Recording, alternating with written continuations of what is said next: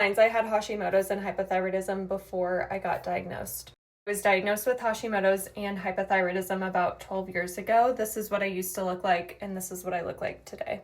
In this photo, I was working out 6 to 7 days a week. I was eating super clean, doing all the right things, but I was consistently gaining weight, constantly bloated, and chronically fatigued. After fixing my thyroid issues, I am only working out about 4 to 5 days a week, low impact workouts only. I have energy all day long and I never deal with gut issues anymore. One of the first signs I had Hashimoto's before I got my diagnosis was dealing with chronic fatigue. My fatigue was so bad that I could fall asleep literally anywhere that I sat down, and I was falling asleep during classes. Teachers thought I had something seriously wrong with me, and I did, but all my doctors kept telling me everything was normal.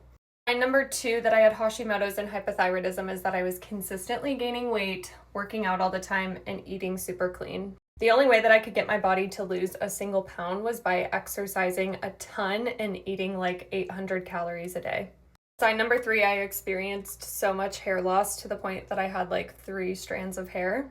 I used to have really long, thick hair, probably down to here. By the time I got my Hashimoto's and hypothyroidism diagnosis, my hair was like right below my ear. And it was so incredibly thin, like all of it in a ponytail was like 2 strands of hair.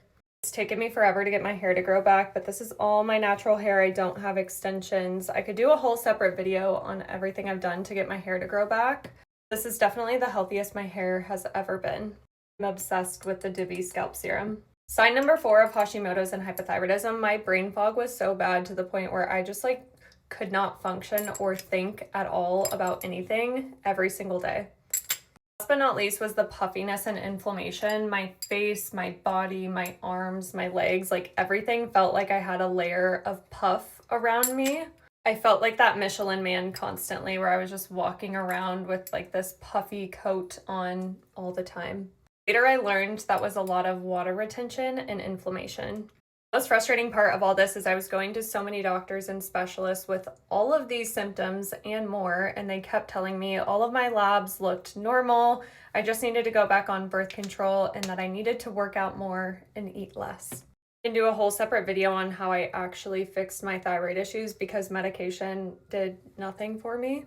If you have any specific questions, drop them in the comments, and I cannot emphasize enough getting a full thyroid panel, TSH, free T3, free T4, TPO antibodies, iodine, and reverse T3.